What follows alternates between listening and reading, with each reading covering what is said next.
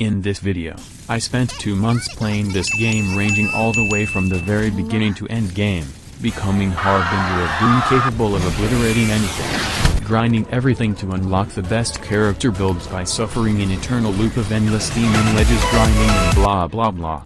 In this video, I will be subjected to play whatever this theater event is by reaching Act 500 in Immortal Repertoire. Will I crumble into insanity or reach the shining light at the end of the hallway?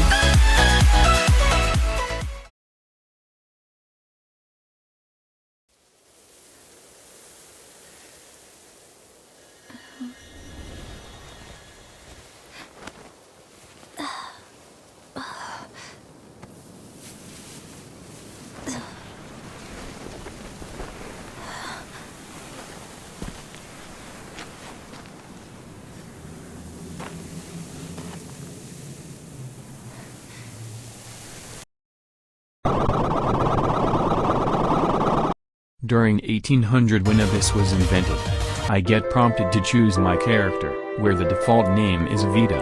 And for some whatever reason there are over 900 billion people named Vita. Then you find yourself with a translucent figure trying to tell you classified information from SCP Foundation before you get sucked into the ground. You woke up from a weird dream and find yourself with your friend called Barry. And then there is this thing called Filthoid outside ready to jump you, but Barry comes in clutch telling you to shut the hell up. But then I get spooked by some tutorial telling me to do these combos. However, because of me losing gameplay footages from the very beginning to some point, I am quite unsure of what happened to the folder. Perhaps the universe sent a cosmic ray and it flipped by resending the footage to 4th dimension. Now I have to play the game again. But I have the power of omniscient in which I will know what will happen. So I just ignore every single tutorials and blast my way through this corridor. Then we learn that we are at Purgatorio Island, our homeland. Then I proceed to follow the yellow GUI which lead me to a house with a conveniently placed swords. Before getting jumped by a Filthoid, but Barry come in clutch telling me she got this.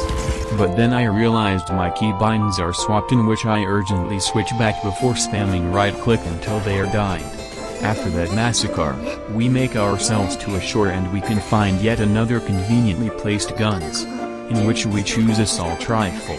Then we proceed to unleash First Amendment rights of America pride into these Filthoid. And then the video cuts off here because I changed some setting in OBS and forgot to hit replay buffer, which pissed me off so much that we get into.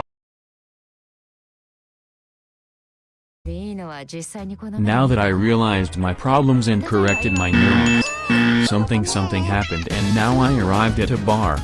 But what happened beforehand is not my problem, where our main focus is this character called Psyche. And then there's Margie blah blah blah things happen. I then proceed to follow the thief, but then we realized he's a kid. We still beat him up anyway. He then gets sent to Brazil's state called Security Bureau. Afterward I get bombarded with countless demon wedges unlocked, which 95% of them will never be touched. Then I got forcefully sent to do dangerous task by killing things. Then we heard the news about Big Pig scaring people. Then I proceed to fling myself to the quest's destination. Then something happened and now we are friend with Truffle. Afterward I met with Psyche, then we flew to Bleevum Pit. I found a conveniently placed TNT, so I used it to blow up doors. And whatever this is,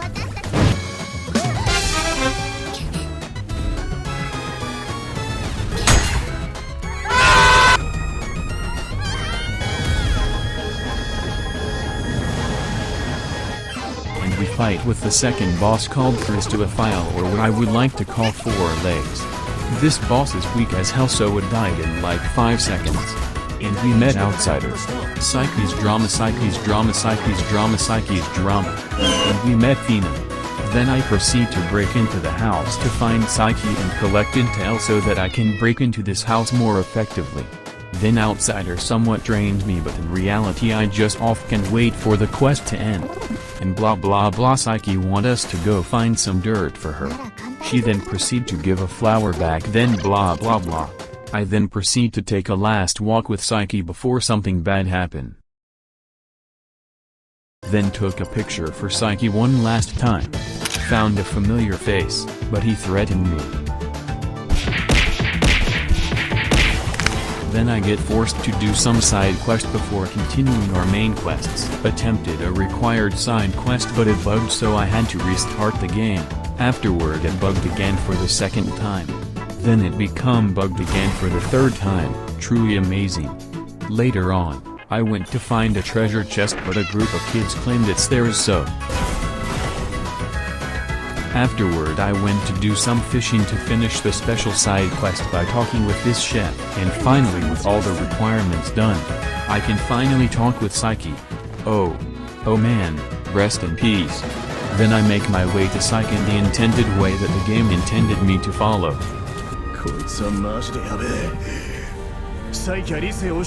This is the third boss, the Eclosioner, or what I would like to call as Evil Psyche. Such a grand cutscene. I sure hope the boss fight is also.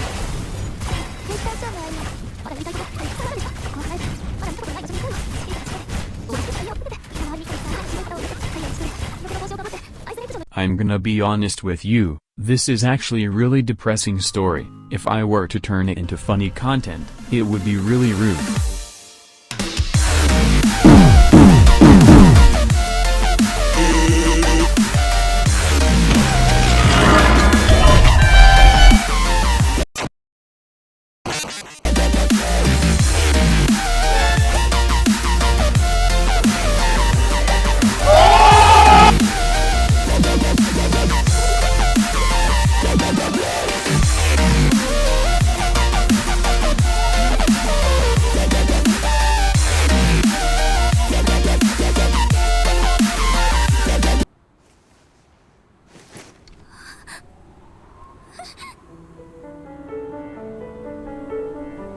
This is where we meet Rhythm. Well, I will talk about her later on. For now I will go meet Lady Niffle. She also told us that it's possible to revive Psyche once we get strong enough, so it was all for something.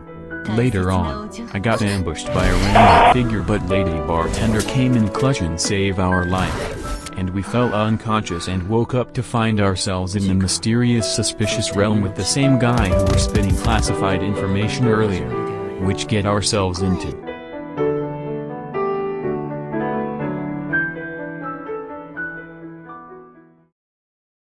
Okay, during my first playthrough, Fina's story didn't appear as a main quest but instead event quest. Anyway, we play as Fina in this quest. And we play hide and seek with the random friends we found right the moment we stepped out of our house. But she sucked at this so much that she breaks the laws of physics, ignored entropy, and obliterated the fabric of the universe, just so she can create a world that she imagined. Anyway, in this world we can paint a conveniently glowed object as it gives us a glowing feather which we will need to clear the stage. Such an adorable character, I hope the community treat her nicely. Now back to reality, as she summoned a dog resembling certain someone, and cheated her way through the entire game, dominating the children. Anyway, Fina then met Margie. Then she proceeded to enter her newly created world again. This time she somehow able to see our main character's memories. And blah blah blah.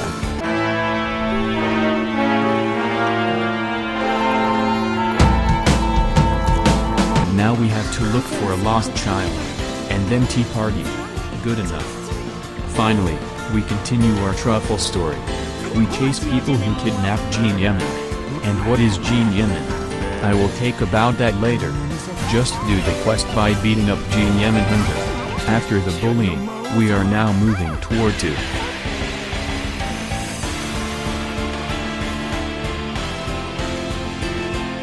So much lore happened within the span of 30 seconds. But it's fine since this is the second playthrough, so I'm going to tell you that I don't even know what just happened. Anyway, we now play as MC, possibly from another timeline or the past, or perhaps the Another Us. Oh yeah, this is Battle Movement. A bit scary, but she's so powerful that every time she dodges an attack, she also stops the time itself. As we make our way through a damaged corridor, we met with Daphne, whom is a healer but get overshadowed by literally every support in the game.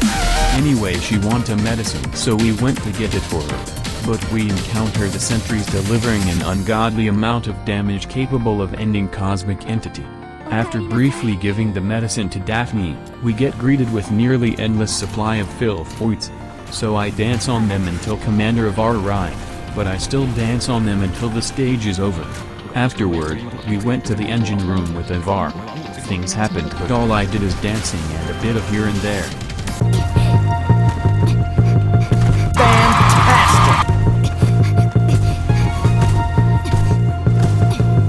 Avar then proceeded to have a minor world-ending conversation with his superior.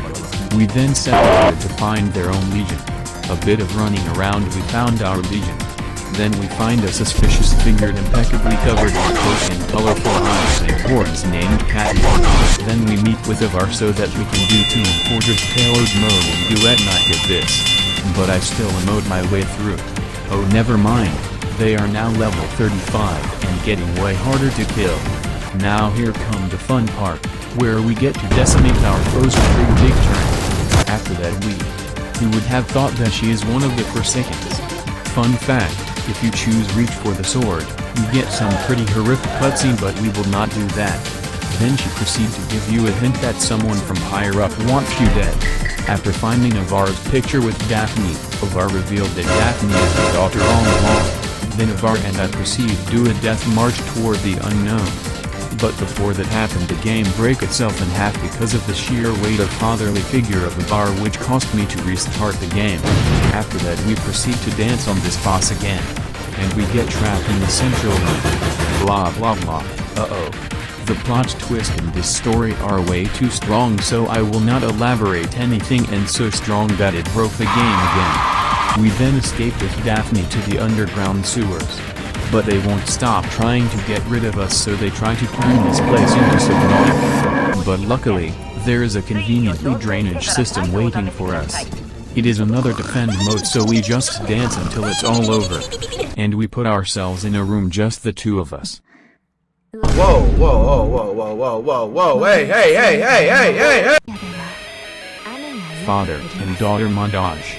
Luckily, instead of what the community wanted to happen, we turned ourselves in. Which bring us to the prison, which introduced to the strongest boss in the version 1.0, Hellfire. In this story, we are our own lawyer. Our MC Law's knowledge is a bit lower than Better Call Saul, but I think she will do fine. Never mind.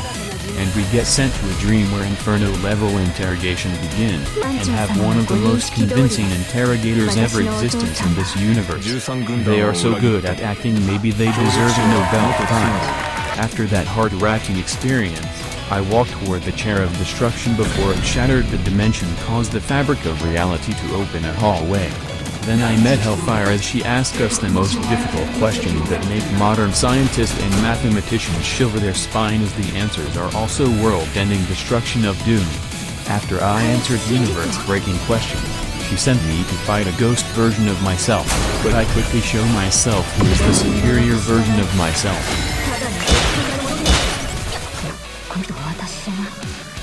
Oh hey, Avar.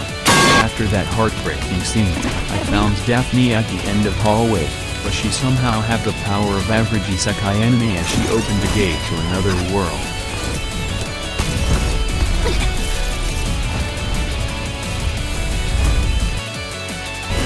This is a Warden of the Inferno. This is literally the first boss that is worthy of being a boss.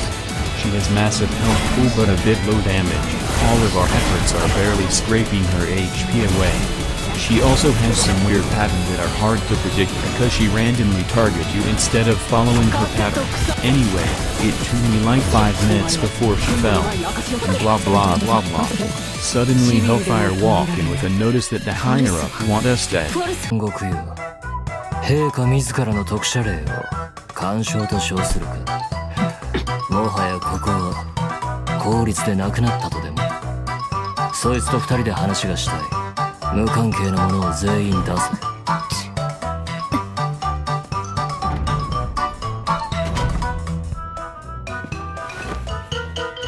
But we got saved by the most princely-looking prince. And Lord, holy moly, she was with us all along. Since I skipped her because my folder was sucked into 4th dimension, she is the...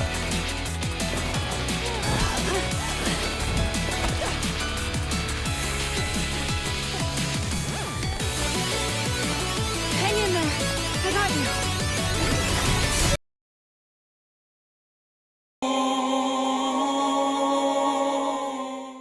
and we woke up on Camelia's lap, as the community erupted in cheers from fan service soon. After some conversations with her, we began the rhythm's story. Then I ran into her in the bar. After some brief conversations with her, we began our 1887 Sherlock Holmes crime investigation at where we were jumped by a random group. I did some talking with rhythm and jumping around everywhere in this alleyway. Then combined all the clues which get myself into the theater. Then I ran around in Orpeeble and Great. We met with rhythm outside.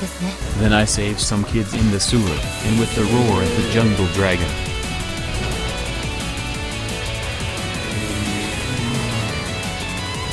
We find our fourth boss. Multiply by 3. Be honest, this boss is just about it. It's ironically annoying. After 5 minutes of fighting, a purple version of multiply by 3 appeared and injured Rhythm as she collapsed into our hand. Then for unknown reason, we can see Rhythm with her brother Blue talking about Lord, and Rhythm woke up. And blah blah blah. I went to find her secret base to find her secret stash afterward. She promised to help us to find MC's friend, which is fantastic. And lore. Here comes our new character, Lin, or the simultane hacker you find on pretty much every shooter's game. A bit of running and fishing. We went to the sewer and do some stuff. And parkour in a suspicious villain-looking place ever seen. And here comes the actual boss fight. Multiply by 3. Version 2. This guy deal big damage compared to other bosses so far. He hit so hard that my eye died nearly 10 times and it took 10 minutes to kill him. After that, more Sherlock Holmes until I meet multiply by 3. This time, we learn about multiply by 3's original story. I play as Rhythm's brother Blue. Then I get sent to fight a wave of whatever by simply holding right click. And I meet Subject 37 after that, then we escape into whatever this place is. Blah blah blah. And I somehow manage to walk my way through the entire crowd with definitely not suspicious dangerously villainously outfit ever. And upon killing him, the Legion appear out of nowhere and I have to kill some soldiers. After a while, our MC appear and save the day. Then Rhythm fell unconscious again for second time. Then MC spoke the truth about Blue not being blue. He's red. The amount of plot twists here are so crazy that I'm going to enter a time machine and ascend to ourselves to the next boss fight. This is B from the Snowfield. I don't have much to say about this boss since it didn't appear in Immortal Theater. It's pretty cool boss. Nice concept. And the cutscenes stand out pretty well. Then we play as Subject 37 in the second phase. Although the second phase fight in this story is just there. Cool cutscene nonetheless.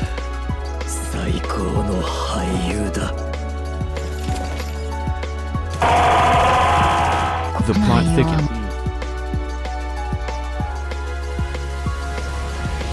And here comes a new character story, Cheerio.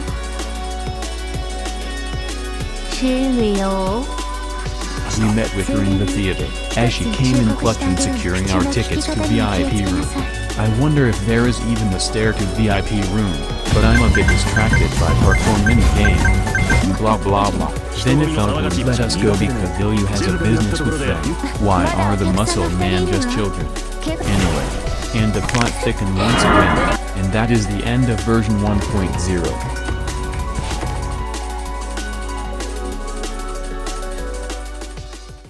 When I was editing this video, 1.1 update was released. There are two choices here. First, you would immediately play the next main quests right away. However, it is a bad idea as all monsters there are above level 50, and as you can see my characters are only level 20 and it's already very difficult to even kill a level 40 boss called the Warden of the Inferno. So, the second option is that you farm materials for character ascension and get some demon wedges. And to do that there are multiple considerations. Should you grind for trial ranks? That depends if you want to rush. What characters? You can look for meta if you want, but the easiest one is Lizbel. She bonks super hard.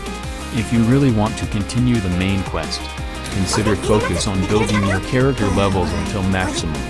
Here's a good demon wedges among trial rank 40 or level 50 characters. Siren's Wings as inspo, Phoenix as Blaze, and if you think you have the luck to get prime demon wedges, you could try because you only need one of them anyway. ATK buff or anything related to weapons are slightly bit useful on mid-game, but useless on end-game, though I suggest not farming them, but it's inevitable. So that means your character skill is your best friend. You can farm necessary materials in the commission tabs, or to be specific, catch, capture, relocation. If your character use their consonants weapon, be sure to farm Mystic Maze to buy the necessary demon wedges. Also, Tactical Backpack is your second best friend. Be sure to farm for other characters too. Now, we are done with that. I will be using my main account instead. Then I meet up with Snow in the Asphodel. Snow then talk about Lost and Found. Notice but our MC has a bit of minor inconvenience, so I headed home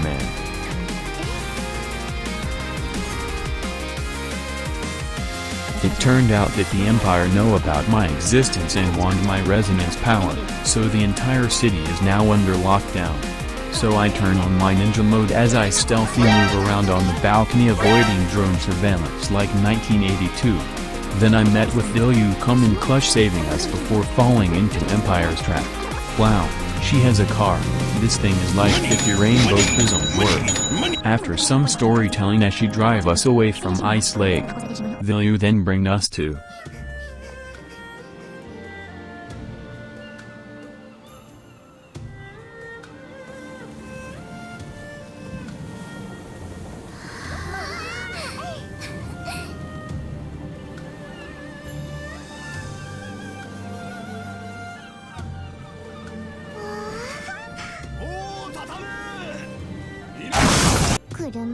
Washu, a very big land with no crime whatsoever, and we docked at Star Wharf. Anyway, talked to a few people and blah blah blah.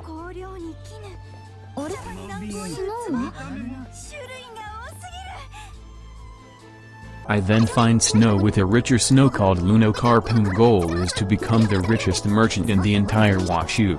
Then we encounter a bandit taking a random person as a hostage.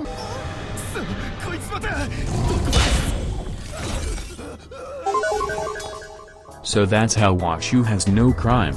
Then there's a monster outbreak here too called Scurrying with Yuuhei. Then Vilyu sent us to learn about this land's rule which called 9 chapters of the Fang. Our teacher here is Lunocarp, but of course everything will go wrong every time I breath, so I start seeing and hearing things that others can't.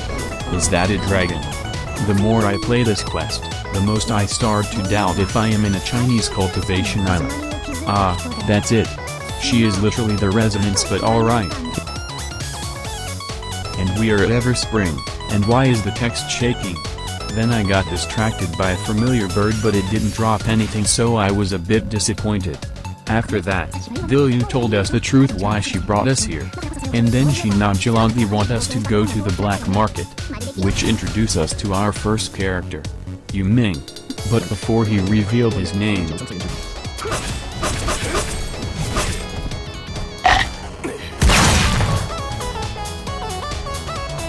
I had to do a bit of defense, but it was more of a massacre, but alright, in which we later put him in a bush as a disguise that is masterfully invisible to naked eyes. And I arrive at Hayes Market. Then I ran into a shady dude that scammed a young woman.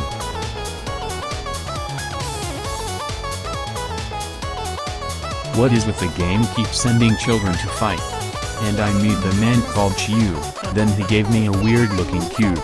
But before we continue, let's go back before this conversation. Here's a story. There are a bunch of sheep, and a wolf keep killing them, and a hero passed by. The sheep asked the hero for help. The hero defeated the wolf. New wolf appeared and ate all the sheep. Who's at the wrong here?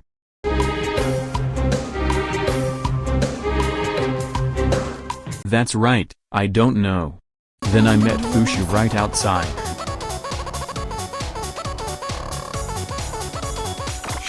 I just met her. After that plot twist, I find Master Gongsheng, whom is the creator of the cube. He then taught me how to use the cube.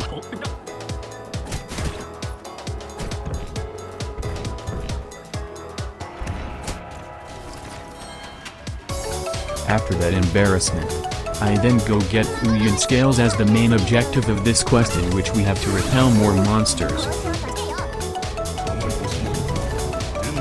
What the hell is happening? After whatever just happened, we then bombard our way back as the monster outbreak began. Why the children again?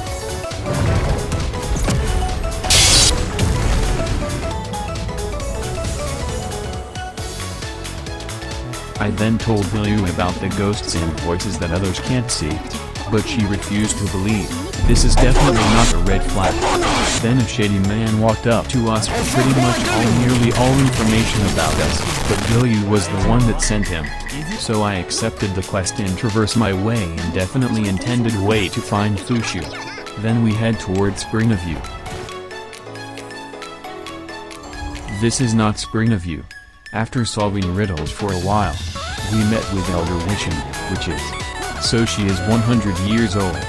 Then after a bit of herb collecting. Ah well. This portal seemed to be called Oblivion Rift. A bit of here and there. And we met Barry, almost Barry. Then I got on the boat. No way, is that? Why do these phantom just float on water? And we play as Fushu. I wonder how this boat even works. And I met her sister, Fufei. And we somewhat escaped. Our objective here is rescuing these Wishin and escape. Without a lot of fighting, of course. And more rescue. And more fighting. Go on, my minion. Attack.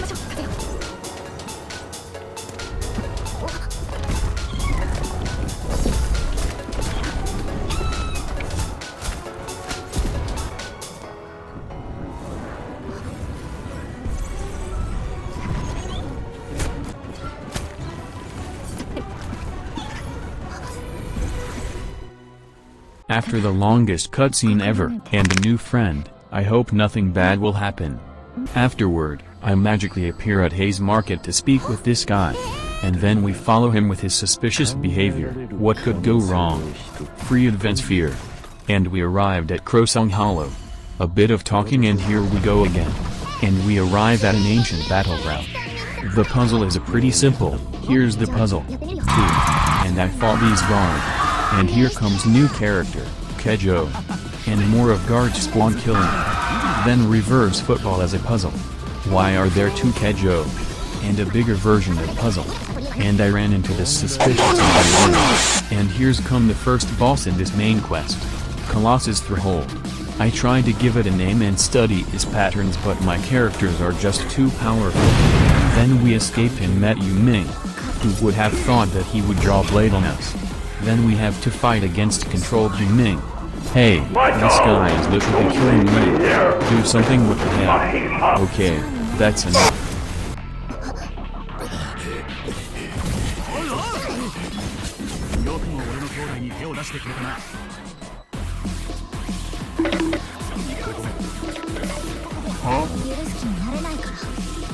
Just shut up, man. Can our MC just catch a breath for more than 8 seconds before something happened? And now I have to fight against a dragon.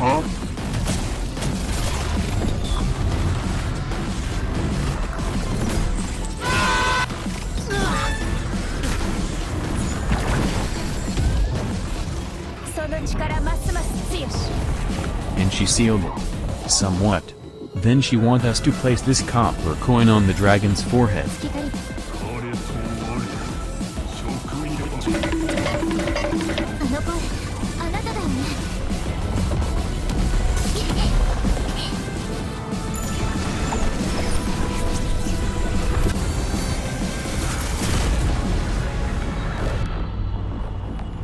And we can see Fuyun's memories or this dragon's memories. And we fight.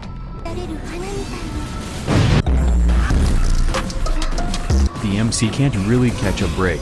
And she absorbed the entire dragon.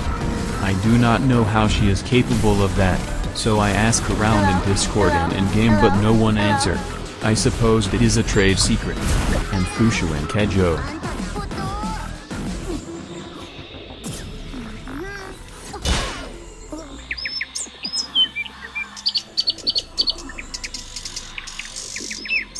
that marks the end of part 1 in version 1.1.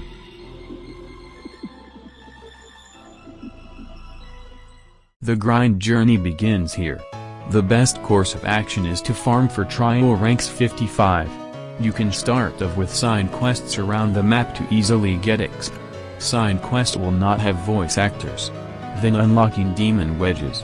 Especially demon wedges with elements based, as those will be needed for your builds. It is not recommended to farm for golden demon wedges blueprint yet. You can look up for builds on anywhere. Best one are pinned in official Discord server. Trial ranks 50 is an okay rank to start doing Immortal Theater.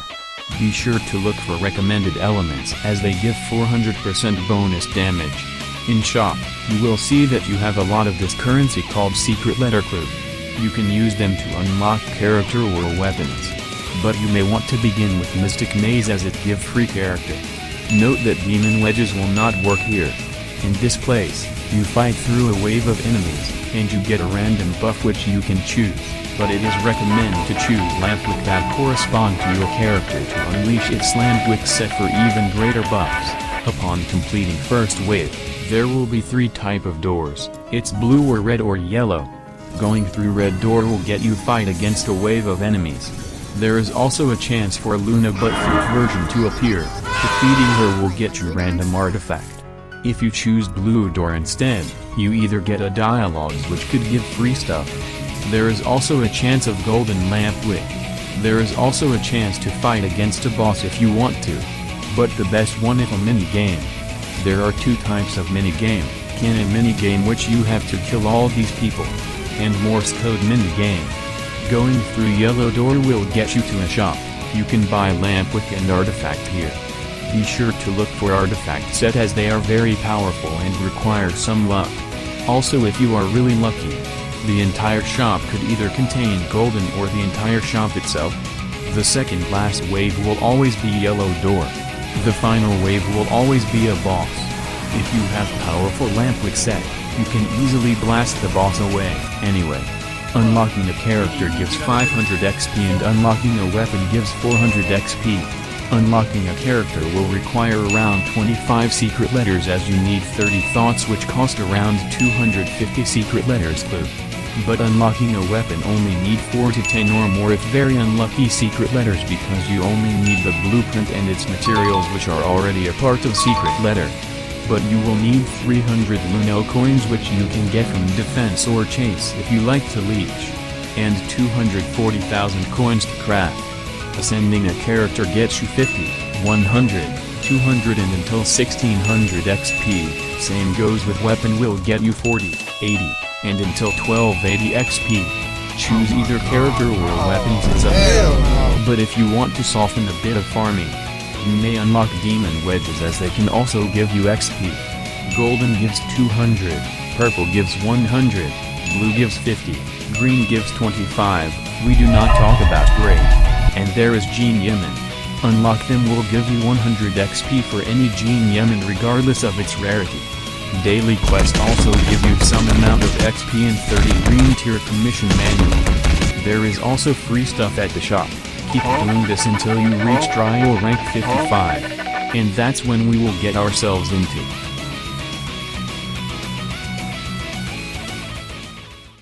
Now before you get excited, this is basically late game progression but worse. You will want to unlock a lot of characters and weapons, which mean you will need a lot of Luno coins and tons of materials. Enemies' HP will also increase a lot. It's up to you if you want to farm for golden demon wedges, which I did until +7. You will also start to struggle with the amount of coins needed. So you may either want to do excavation in co-op mode, or ask people for help in chase. Either way, chase give you a lot of resources needed, especially with Luno coins, Carmine globule and coins. It is the most efficient farming method if you have someone to help you or you leech, that is. You will also start farming Gene Yemen. There are spawn locations which you can find on Reddit. Upon interacting with Gene Yemen, it should be obvious of what things are. For green rarity, it will give you a trait instead of its buff and effect. The rest is self-explanatory. On green rarity, if you use default tree, you have 50% chance of catching it. But if you use blue tier treat, you can get 100% success rate. You can farm the materials for blue treat and purple treat while farming for Gene Yemen itself. Your best Gene Yemen for farming is Boxy. And the best trait for it is Frugal. You can also combine dupe traits for higher tier rarity for better effect. Regardless, you will need to farm them every 4 days anyway. Whatever you do, your goal is to reach trial rank 60. Upon going through the depth of suffering and despair, you will get yourself into.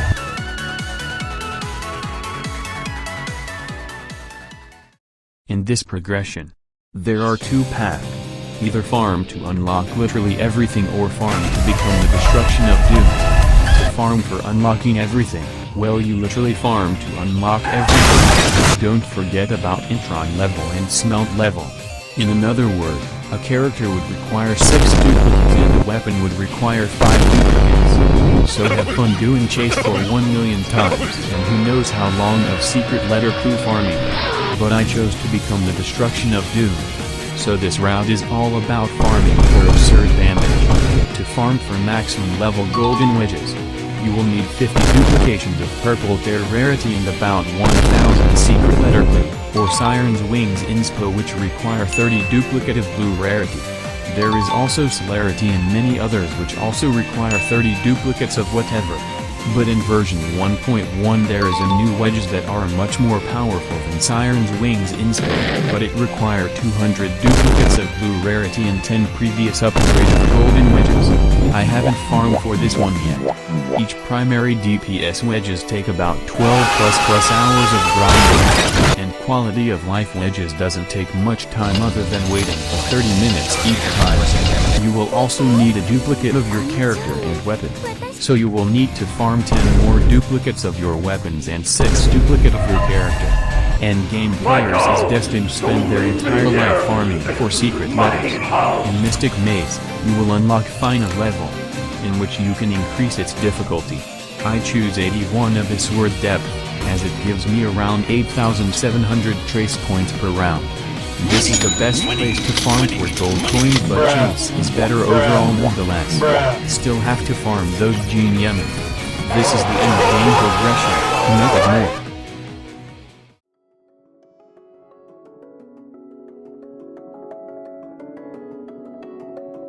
Now you are probably wondering what is Endgame Plus.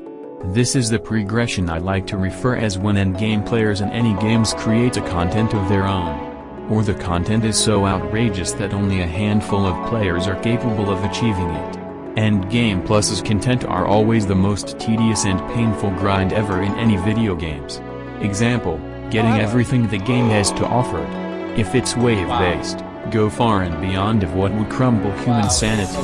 In this case, I will be playing Immersive Theater until I reach Act 500. This is the builds and setup I used.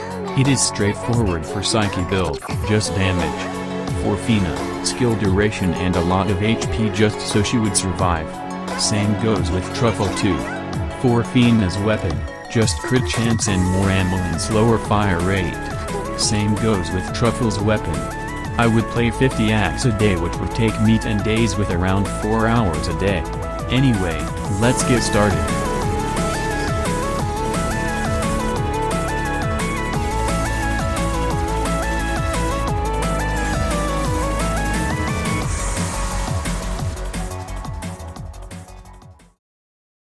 So kinda grind.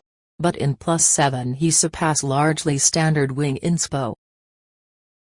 Can't find my Act 500 completion video.